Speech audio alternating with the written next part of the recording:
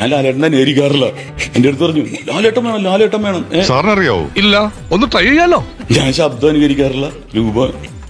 പക്ഷെ ലാലേട്ടനെ കാണുന്നവർക്ക് ആളുകളുടെ ഒരു ബഹളേ, ജനം കിടന്നങ്ങടെ എരമ്പായിരുന്നില്ലേ. ഞാൻ തിരിഞ്ഞപ്പോ ഭയങ്കര കയ്യടിയായിരുന്നു.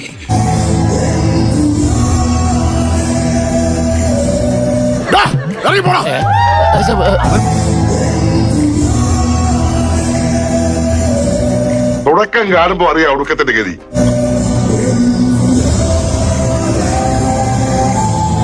ഇയാൾക്ക് എന്താണ് വയ്യേ?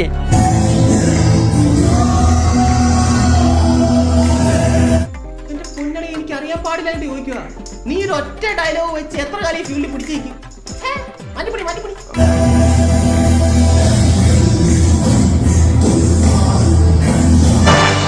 നീ എന്താടാ ചാണാൻ ചവിട്ടിയ പോലെ നടക്കണത്? ഇങ്ങനത്തെ ഡയലോഗ് പറഞ്ഞാലേ ഇതുപോലെ നടക്കണം. ലൂസ് മോഷൻ മര്യാദ കിടക്കണം.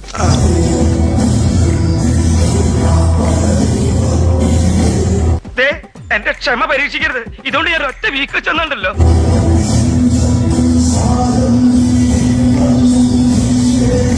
ഇതിന് കഴിവെന്നല്ല, കഴിവ് കേടെന്നാ പറയുന്നത്. സംഗീതത്തോട് സ്നേഹമില്ലാത്തവർ ഇതിനപ്പുറം പറയും. അവര് പറഞ്ഞു മോഹൻലാൽ കൊള്ളാന്ന് പറഞ്ഞു. ഇതിപ്പോ ആരാണതാ? മുരളി ഗോപി.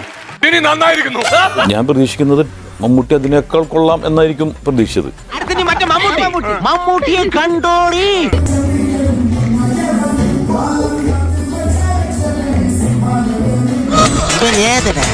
ഇത് സൗത്ത് റെയിൽവേ സ്റ്റേഷനിൽ നിന്ന് ജൂനിയർ ആർട്ടിസ്റ്റ് ആയിട്ട് വരുന്നില്ല, അയാളുടെ ഒരു ലുക്ക് എന്ന് പറഞ്ഞു.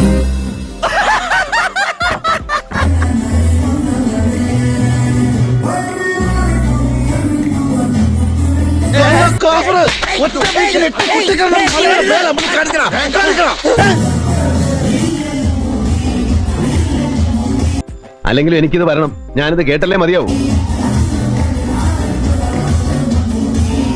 ഈ പണ്ടാർത്തനം ഞാൻ ചവിട്ടിക്കൂട്ടാ. സംഗീതത്തോടുള്ള നിങ്ങളുടെ ഈ സമീപനം എന്നെ ലജ്ജിപ്പിക്കുന്നു. ഒന്ന് പിരിഞ്ഞു പോവാ എന്റെ മാഷേ, സമയം കുറെ ആയില്ലേ. എന്നാൽ തൽക്കാലം ഒന്ന് മതിയാക്കാം. ഇനി നാളെ നോക്കാം. അപ്പൊ ഞാൻ പോട്ടെ. എന്റെ കാര്യം കൂടെ ഒന്ന് പറയടാ. ഈ പാവത്തിന് ഒന്ന് അഡ്ജസ്റ്റ് കൊടുത്തേക്ക്. പാവം.